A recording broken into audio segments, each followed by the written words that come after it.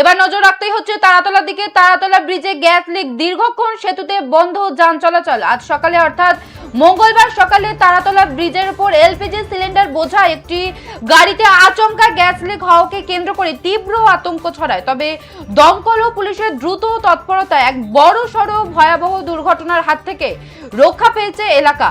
আপাতত পরিস্থিতি সম্পূর্ণ নিয়ন্ত্রণে রয়েছে। সূত্রের খবর, সকাল আনুমানিক 8টা নাগাদ একটি এলপিজি সিলিন্ডার বোঝাই গাড়ি কল্যাণী থেকে পৈলানের একটি পাম্পের দিকে গ্যাস রিফিল করানোর উদ্দেশ্যে যাচ্ছিল। তারাতলা ব্রিজের ওপর দিয়ে যাওয়ার সময় আচমকা গাড়িতে থাকা একটি সিলিন্ডারের মুখ খুলে যায় এবং হু হু করে গ্যাস বেরোতে শুরু করে। মুহূর্তের মধ্যে ঝাঁঝালো গ্যাসে ভরে যায় গোটা এলাকা। ঘটনার খবর পাওয়া মাত্রই সেখানে পৌঁছায় পুলিশ এবং দমকলের ইঞ্জিন। বড় সড় বিপদ এড়াতে এবং সাধারণ মানুষের সুরক্ষার স্বার্থে সাময়িকভাবে তারাতলা ব্রিজের উপর সমস্ত রকম যান চলাচল বন্ধ করে দেওয়া হয়।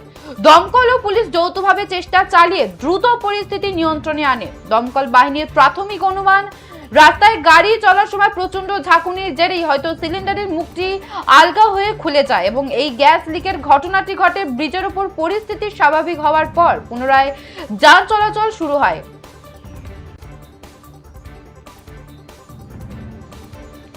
যে খবরের দিকে নজর রাখছি, সকালে তারাতলা ব্রিজের উপর এলপিজি সিলিন্ডার বোঝাই একটি গাড়িতে আচমকা গ্যাস লিক হওয়াকে কেন্দ্র করে তীব্র আতঙ্ক ছড়ায়। তবে দমকল ও পুলিশের দ্রুত তৎপরতা এক বড় সড় ভয়াবহ দুর্ঘটনার হাত থেকে রক্ষা পেয়েছে এলাকা।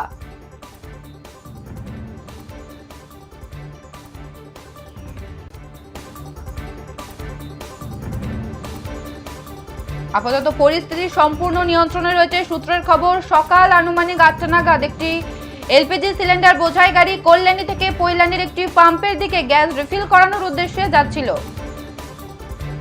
এ বিষয়ে বিস্তারিত জানবো। টেলিফোন লাইনে রয়েছে আমাদের প্রতিনিধি সুকৃতি ভট্টাচার্য। সুকৃতি, তারাতলা ব্রিজে গ্যাস লিক, দীর্ঘক্ষণ সেতু বন্ধ, কতক্ষণ সেতু স্তব্ধ ছিল?